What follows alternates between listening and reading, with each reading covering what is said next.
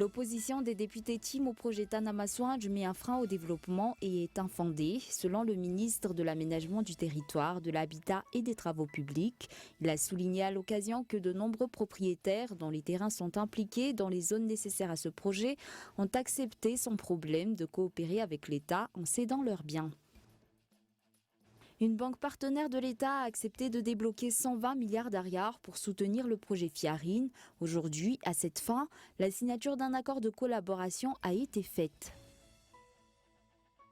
Le Premier ministre britannique et le président de la Commission européenne ont annoncé qu'un accord a été conclu entre dirigeants britanniques et continentaux pour la sortie du Royaume-Uni de l'Union européenne, un pas en avant pour le Brexit.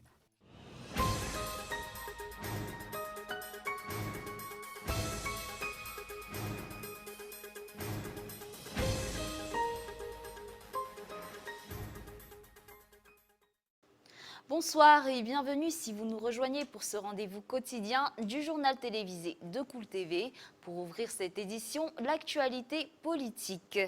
L'opposition des députés Tim au projet Tanamasoindj met un frein au développement du pays et n'a aucune base solide. C'est ce qu'a déclaré aujourd'hui le ministre de l'Aménagement du Territoire, de l'Habitat et des Travaux publics après avoir été interrogé sur la question par des journalistes. Il a également souligné à l'occasion que de nombreux propriétaires dont les terrains se trouvent dans la zone nécessaire à ce projet ont sans problème accepté de coopérer avec l'État en cédant leurs biens. Unassain Anj Nantenain. Une opposition sans fondement au projet Tanamasoindj, c'est ce que font actuellement les députés du parti Tim, selon le ministre de l'Aménagement du Territoire, de l'Habitat et des Travaux publics. Contrairement à ce que pensent certains, l'État ne fait pas un abus. Il a déjà effectué des études préalables avant de se lancer dans la réalisation du projet Tanamasoindj. Certains disent qu'il ne faut pas mettre en place ce projet à Mboutchmanzak parce qu'il s'agit d'une terre sacrée. Il faut savoir que tout Madagascar est une terre sacrée. Certains tentent d'influencer l'opinion publique, mais sachez que l'État se conforme à toutes les normes nécessaires dans la réalisation de ses travaux. Cette opposition ne sert aucunement le développement du pays, toujours selon ce ministre. Le parti Tim est dans le camp de l'opposition, donc ils vont tout faire pour que les projets établis par l'État ne se concrétisent pas. C'est le genre d'opposition qu'ils veulent mettre en place et non une opposition pour améliorer les choses comme ils disent. Les députés du parti Tim n'ont à ce jour aucune solution à proposer. Ils se contentent de s'opposer à ce projet, étant donné qu'il s'agit d'un projet du chef d'État. Sinon, pourquoi ne pas s'être opposé au remblai effectué à Souamanjakzai, ni même au projet de remblai à Akourdjan et ses environs, des remblais autorisés par la maire de la commune urbaine d'Antananarive qui est issue du parti Tim. Il s'agit là d'une opposition abusive qui ne sert pas le développement du pays. Le gouvernement ne compte donc pas céder, il respecte les normes et fait en sorte de faire progresser le pays et la capitale. Ceux qui cherchent à semer le désordre sont responsables de leurs actes. Ce ministre a également renforcé que les responsables au niveau de son ministère et de la primature se sont entretenus avec de nombreux propriétaires dont les biens sont affectés par la construction de la nouvelle ville. Et ces propriétaires, convaincus du bien fondé de ce projet, ont accepté sans problème de collaborer avec l'État pour l'accomplissement de ce projet. Il a également souligné que les travaux ne commenceront que lorsque les dédommagements de toutes les personnes concernées auront été faits. D'autre part, le ministre Zondianenarvel a également profité de l'occasion pour mettre un terme à la rumeur selon laquelle une partie de la nouvelle ville Tanamasoindj a déjà été vendue à des étrangers. Sur un tout autre sujet, la 21e édition du Salon de l'Habitat a officiellement été ouverte ce jour sous la présence du ministre de l'Aménagement du Territoire, de l'Habitat et des Travaux publics, Ads Anjianenarvel, ainsi que de plusieurs personnalités civiles et militaires. Ce salon prendra fin ce dimanche. Le secteur privé a renforcé à l'occasion sa volonté de travailler avec le gouvernement en renforçant la politique de partenariat public-privé au niveau des projets relatifs à l'habitat. Restant sur l'actualité locale, une banque en partenariat avec l'État a accepté de débloquer 120 milliards d'ariars pour soutenir le projet Fiarine. Dans cette optique, la signature d'un accord de collaboration s'est faite ce jour. Yves Richard. Des collaborateurs financiers continuent de soutenir l'État pour le programme FIARIN. Si au départ, vers le mois de mai, l'État disposait d'un montant de 200 millions d'ariars pour démarrer ce programme, actuellement, grâce à la collaboration d'une banque partenaire, une somme de 120 milliards d'ariars supplémentaires est disponible pour financer ce projet. Aujourd'hui, un accord pour le déblocage de 120 milliards d'ariars a été signé avec la BOA. L'argent sera déposé sur le compte de Sonapar à la banque pour soutenir la création de projets par le biais de prêts avec des taux de remboursement minimal. Notre objectif est que les Malgaches puissent avoir leur propre entreprise au lieu de toujours chercher à travailler pour quelqu'un.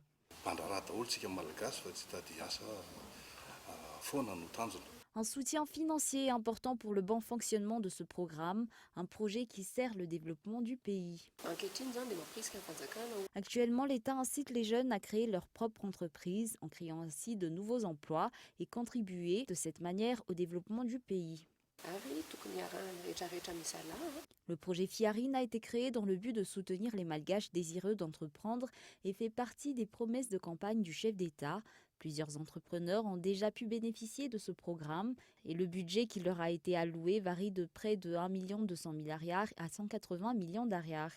Un accord pour un soutien financier de ce projet a été signé aujourd'hui entre le conseil d'administration du projet FIARIN et une banque partenaire de l'État.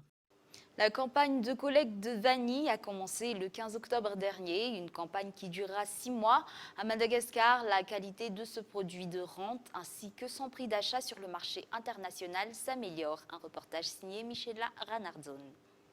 À ce jour, la Grande Île tient encore la première place en tant que pays exportateur de vanille. Le taux de vanille exporté par Madagascar sur le marché international ne cesse d'augmenter, passant de 1600 tonnes en 2016 à 1800 tonnes en 2018. Le kilo de ce produit de rente vaut actuellement près de 600 €, s'il était à seulement 50 € en 2013. Selon un opérateur œuvrant dans cette filière, la qualité des produits s'améliore et la demande augmente. L'État a soumis certaines conditions et placé un cahier des charges. Ceux qui répondent à ces conditions peuvent obtenir un agrément. La campagne de collecte a commencé le 15 octobre et les demandes ne cessent d'augmenter.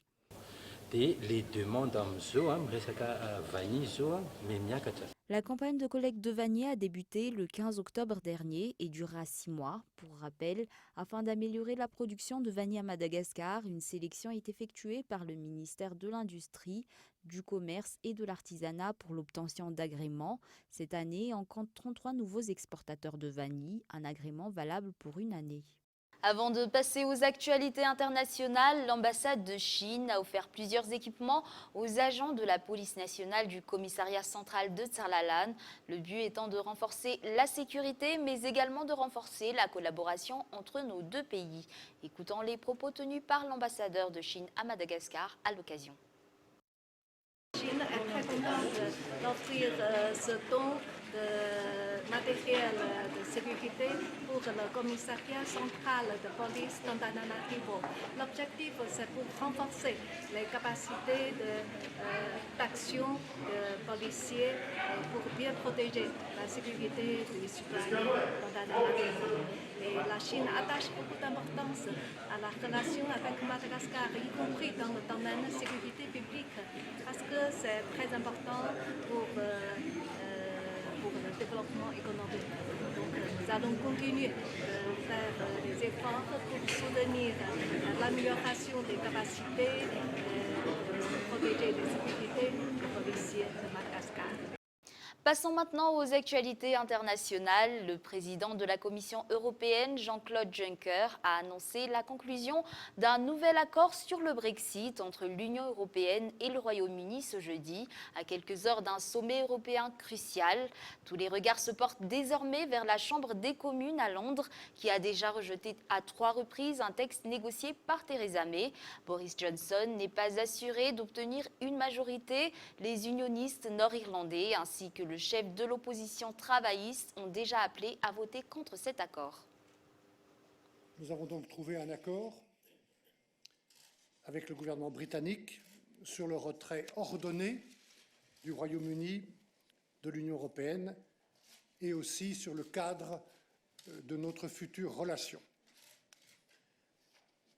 C'est le résultat d'un travail intensif des deux équipes de négociateurs que je veux personnellement remercier, l'équipe britannique évidemment et notre propre équipe pour leur ténacité et pour leur professionnalisme, mais aussi le résultat du côté européen d'un dialogue permanent, d'une vraie confiance construite tout au long de ces 3 années avec les 27 États membres, avec le Parlement européen, puisque nous avons, je peux vous le dire, mais vous le savez, réellement co-construit de notre côté nos positions et ce nouvel accord.